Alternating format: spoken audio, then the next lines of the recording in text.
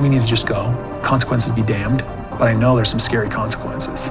It's like selling without full disclosure. I don't want to talk about it. Hi guys, today I'm breaking down the wild manipulation and mess that was the infamous move to Flagstaff from season 13 of Sister Wives. There have been rumors for years in the Sister Wives fandom that the real reason Kody, Meri, Janelle, Robyn, and Christine moved so quickly is because of some scheme that Robyn wanted to be close to Dayton and he was accepted to NAU. But was it all a manipulation? I thought we could rewatch season 13 to see if we can find some clues. Either way, how they were so easily convinced to move so quickly and how chaotic it all was just needs to be explored. We need a deep dive. So let's get into it.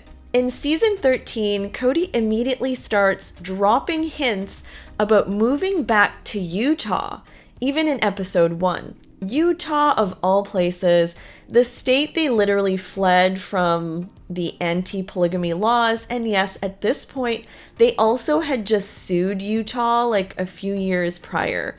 So what sparked this initially seems to be that Meri was making a major power move by buying Lizzie's heritage in and doing it all without the family's help. You'll remember that this was her dream to own an old family home again. And actually, Kody had initially promised her money to help her with like the down payment and then retracted it like, oops, I don't have it. And that was such a hard pill for Meri to swallow, but she did what she had to do. She hustled alone with, I think, LuLaRoe and left the Browns out of her business, but still ended up buying the house. So that was queen behavior. And I think that gave Kody some FOMO about Utah or something. So at the inn's grand opening, Kody's like sitting in a corner with Mariah saying that he desperately wants out of Vegas. And you can kind of see even the camera crew like trying to run to get this conversation. He says he doesn't feel at home there. And in the most random plot twist ever, he says he's also considering running for office in Utah at this point. Yes, I'm not personally surprised that Kody had political dreams. That's pretty on brand. But Mariah's confused. Like, why do you want to go back to a state that basically kicked us out? And then we have the infamous presentation pitch from hell. This is very salesy, just the vibe, but he literally printed boards, diagrams, like a full sales deck. He's giving it out to the wives like he's at a board meeting. I saw a few things about population growth and price per square feet. Anyways, so he invites all of the wives and then just drops a bomb on them like, let's move now somewhere. Like no real solid plan, just vibes and honestly delusion, because at this point the cul-de-sac was such a big achievement for them. They're thriving in this place and it's such an idyllic situation for polygamists.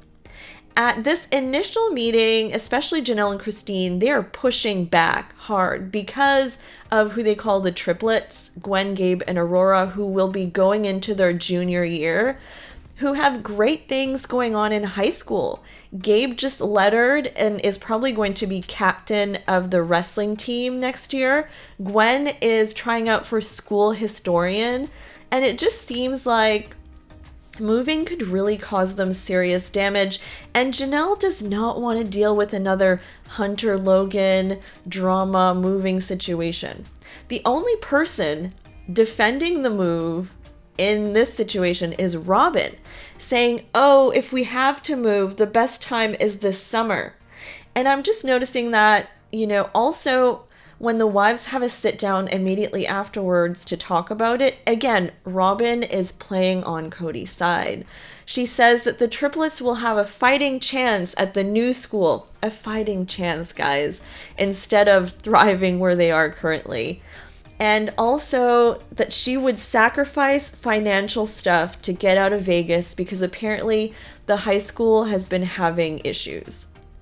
Kody starts pushing this narrative that they need to move for their financial future and because Vegas is not home to him. And also because the Vegas housing market is hot. He thinks they're at the top of the market and they should sell for their long-term future, which is essentially, looking back, like, this is not true at all.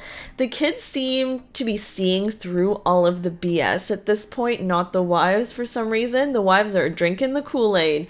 They are not having it, especially Gabe, who, again, has a girlfriend, is on the varsity wrestling team. You know, he's built a really nice life for himself in Vegas. And Janelle, to her credit, tries to protect Gabe, but eventually she does cave because of, like, trees or like, you know, she just loves Flagstaff. Eventually, they agree that Utah won't work, and like a few weeks later, Kody finds Flagstaff, Arizona. It's like they're literally, at this point, it seems to the viewer like they're just like throwing darts at a board or something. He barges in on Meri changing a light bulb to show her pictures. He's like, look, look, look. And she's like, where is this? And he's like, Flagstaff, Arizona. And let me just mention that literally the next thing you know, like a few episodes later, or like one episode or two or whatever, Robyn's son Dayton announces at this family gathering that he got into Northern Arizona University.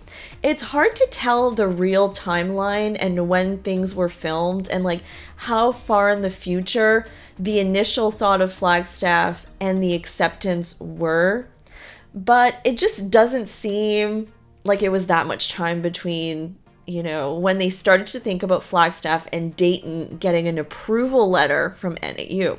It is kind of highly suspect, to be honest with you. The conspiracy, you know, I think has some legs. So next thing you know, he takes Robyn and the girls for a tour of Flagstaff, and they see Coyote Pass and they love it. Robyn sees the angels singing. Then Christine gets dragged along to some wind tunnel of a property that they hate before being shown Coyote Pass 2, and her angels are also singing. Noticeably, Kody's like holding Christine's hand. When they visit, it's like, is this a tactic or something? Christine is definitely sipping the Kool-Aid pretty hard. I noticed that when he brings the wives to Flagstaff, he's giving them affection. You know, not sure if this is like what he's doing to like get them to like the idea. But with Meri in his confessional, he's like, what a nice place to rekindle a relationship, Flagstaff. So was he trying to tell Meri, listen, like, if you come with us, we'll rekindle a relationship? I don't know. But Meri's vibing with a different spot that only her and Kody have seen first, Cottonwood. It's cheaper, closer to town, with trees and peace.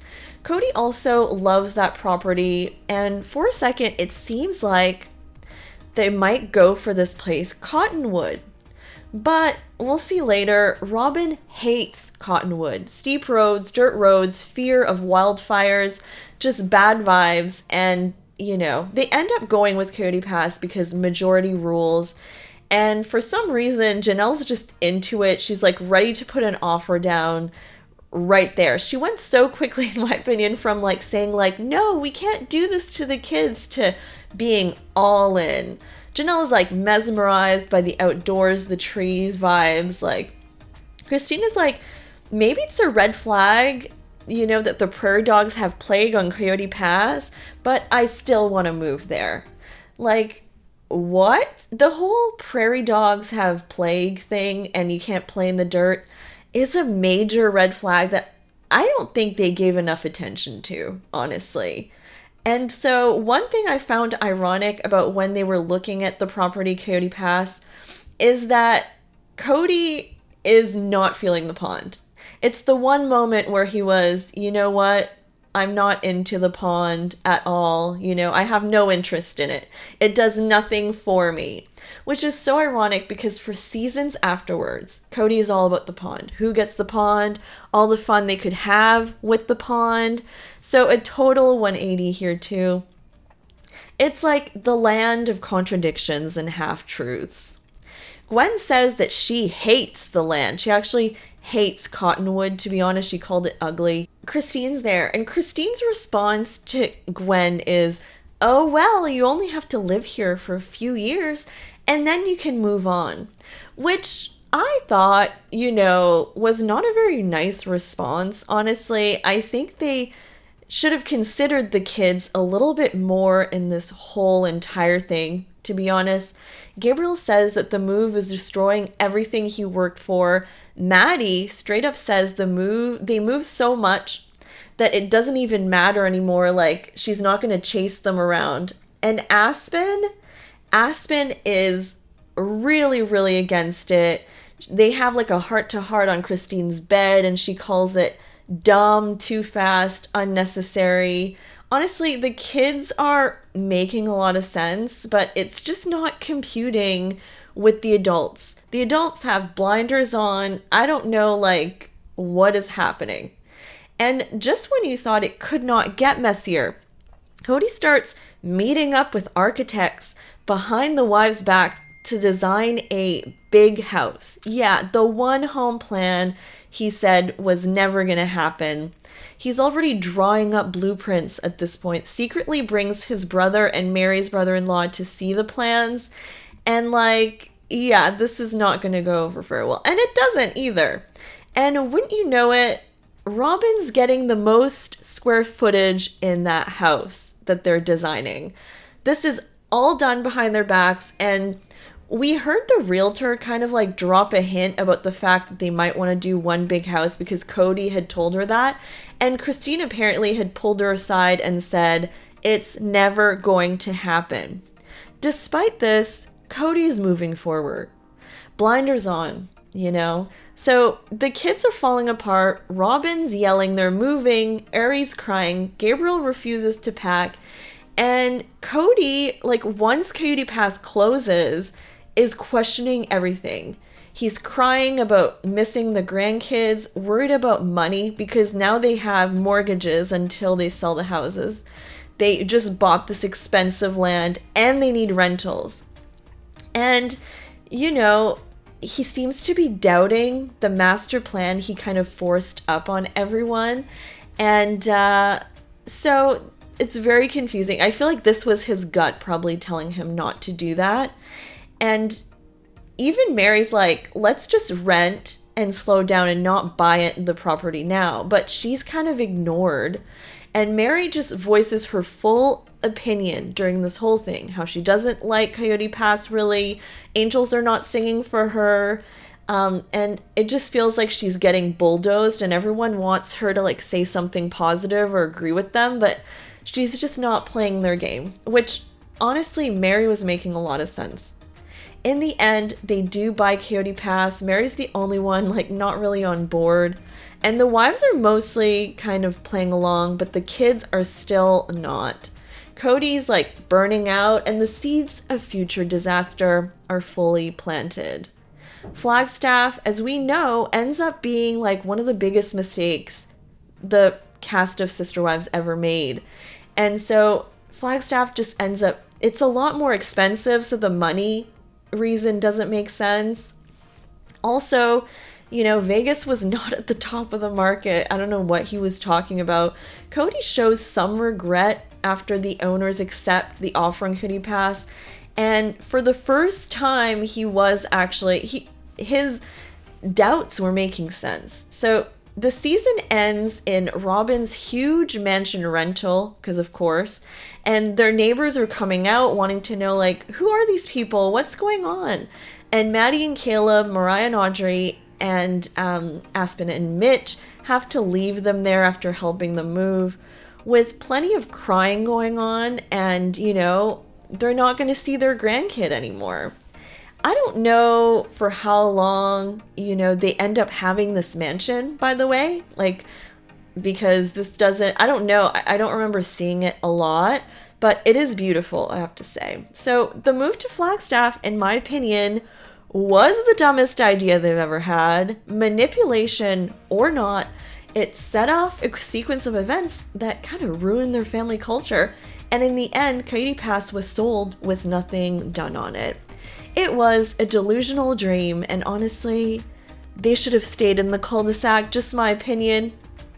Moving to Flagstaff was like a decision disguised as some type of family decision, but the reasons didn't really hold up. And season 13 then was like the beginning of the end for the Browns' unity. And Flagstaff was the battleground. Alright guys, I hope you enjoyed my deep dive on season 13 of Sister Wives, the big Flagstaff move. Let me know in the comments what you think about all this, and, you know, I still can't understand it. Alright guys, bye!